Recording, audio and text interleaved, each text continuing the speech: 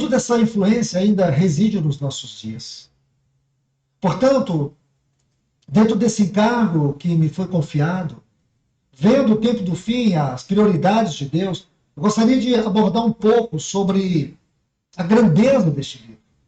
Porque ele é um livro sagrado, um livro que, dentro do cânon bíblico, ele não destoa de toda a mensagem da palavra de Deus. Aquilo que é a sequência da revelação, daquilo que Deus nos traz na sua gloriosa palavra. Porque alguns podem não perceber e tentar traduzir este livro de uma forma antropocêntrica, ou de uma forma natural, ou de uma forma carnal. Não compreender a sua grandeza, não compreender a sua altura, a sua largura, a sua profundidade. Então, por isso, nosso tema tem a ver com a escatologia desse livro. É claro que não teremos como abordar todos os detalhes, mas veremos na medida que o Senhor nos permitir.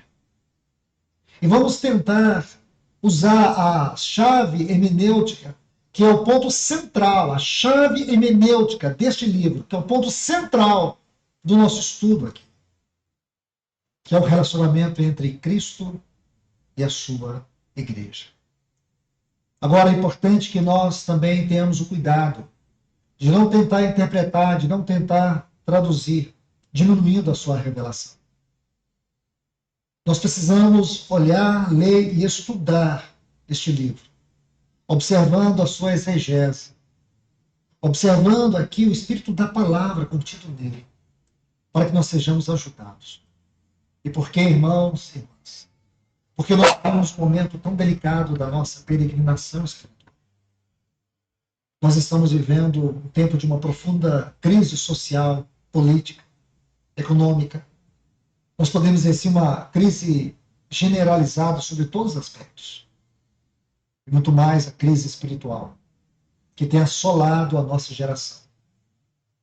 Talvez uma das maiores apostasias que tem ocorrido na história do povo de Deus.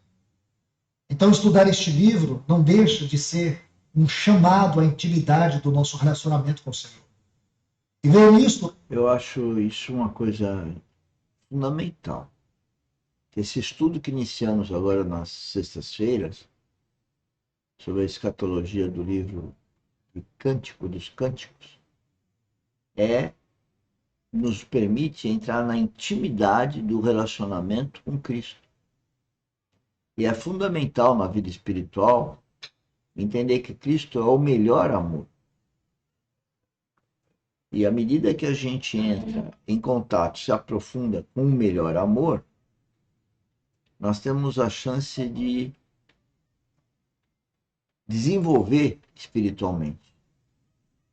Então eu desejo a todos vocês que ponham o coração nesse estudo que vamos traçar nas sextas-feiras, para a gente chegar nessa intimidade com Cristo, com o Espírito Santo, com a Trindade. E se nós não fazemos parte ainda da família de Deus, que nosso coração seja tocado e possamos estar nascendo de novo. E exercendo, então, o treinamento aqui na Academia da Vida Espiritual, consequentemente, um amadurecimento. Amanhã, sábado, às 10 horas, nós temos uma outra live, 10 horas da manhã, que é a transformação da mente. O mesmo preletor falando da transformação da nossa mente na mente de Cristo. E aqui nós estamos tratando desse Cântico dos Cânticos, que vocês vão ver as alegorias relativas ao homem e mulher, mas na verdade representa uma intimidade da noiva, que é representada pelos novos nascidos, com o noivo, que é Jesus Cristo. À luz do tema desta conferência, então que o Senhor nos ajude, que o Senhor, na sua infinita misericórdia, venha nos ajudar nesses dias que estaremos aqui. Amados irmãos e irmãs, este livro, creio que todos nós sabemos que, segundo os grandes estudiosos, este livro tem como autoria o rei Salomão. Se alguns não creem que Salomão seja o autor desse livro, pelo menos uma coisa é certa: esse livro trata da vida dele, das suas experiências. O Midrash Rabbah, que é a hermenêutica hebraica que estuda a história do povo de Deus, traz uma nota muito importante. E nessa nota está assim: quando o homem é jovem, ele escreve cânticos.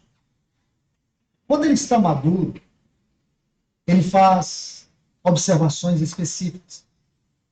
E quando ele está velho, ele vê que tudo é vaidade. Então, dentro do Midrash Rabbah, essa hermenêutica hebraica do estudo e pesquisa sobre a história do povo de Deus, aqui nós podemos encontrar que Cântico dos Cânticos, ele foi escrito no momento mais especial da vida do rei Salomão, possivelmente dentro daquele período da sua intimidade com Deus, quando nós encontramos ali, logo após a construção do templo, onde ele tem uma profunda experiência com Deus. Porque nós sabemos que a história deste rei tem alguns capítulos negros, alguns capítulos tristes, do ponto de vista espiritual e moral. Porém, Cântico dos Cânticos se enquadra dentro de um período de muita intimidade com Deus. Nós sabemos que Salomão escreveu mais de 1000 cânticos.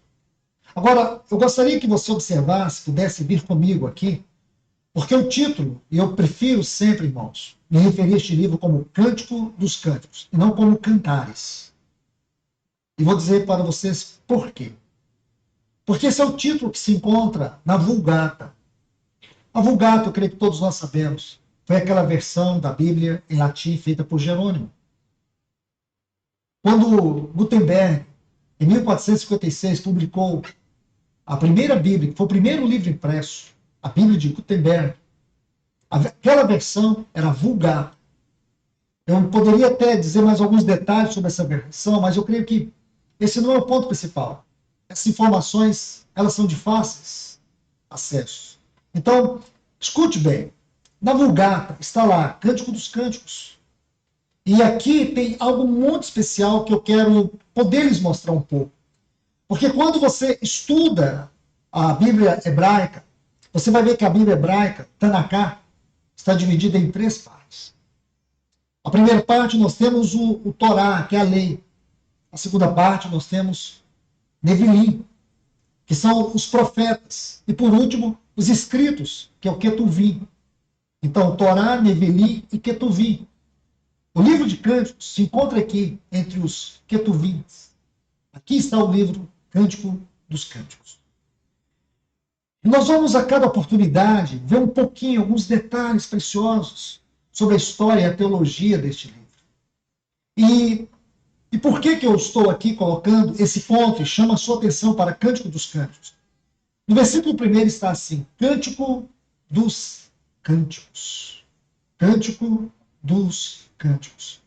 Há uma tradução muito próxima da tradução hebraica que diz assim: este é o Cântico dos Cânticos, a mais bela canção de todas. Essa é uma tradução muito próxima do hebraico. Por isso que, para mim, sempre pronunciar isso é muito importante. Esse é o cântico mais elevado. Então, se é o cântico mais elevado, não me dá o direito de fazer nenhuma interpretação antropológica. Não me dá o direito de achar que esse cântico está cheio de malícias. Porém, aqui está uma descrição de intimidade. A questão é que a intimidade do casal foi deturpada com a queda. Porque se você estuda a palavra de Deus, você vai ver que na história da criação, os capítulos iniciais, Deus começa com um casal. Nosso Senhor Jesus, ele inicia seu ministério no casamento. E a conclusão da Bíblia, Apocalipse, nós vemos o Espírito e a noiva dizendo: vem para o noivo. Então é dentro dessa perspectiva. É bom destacar aqui como o ser humano detonou o casamento. e o sentido profundo que tem, como bem disse aí o Luiz Fontes, que Deus começou com um casal. Depois de Jesus Cristo, logo que ele começou, vamos dizer, a aparecer, né? Ele foi numa festa onde que ele produziu vinho. É um casamento. E no fim da questão Apocalipse, é o casamento do noivo com a noiva. É tão interessante, vocês vão ver, acompanhar ao longo desses vídeos, a ignorância nossa, seres humanos, com relação à profundidade que tem do casamento com essa questão de Jesus Cristo ser o noivo e a igreja de Cristo ser a noiva. É profundo. Eu acho que eu já ouvi esses vídeos pelo menos 4 a 6 vezes cada um. E eu sei que cada vez que eu vou ver, vou ter uma nova revelação. Espero que vocês também. Porque realmente as revelações que vêm do Espírito Santo que transformam o nosso caráter, a nossa mente e a nossa conduta. Há uma conduta não religiosa, é uma conduta de Cristo, cristã verdadeira. Bom, vamos voltar a escutar. Que nós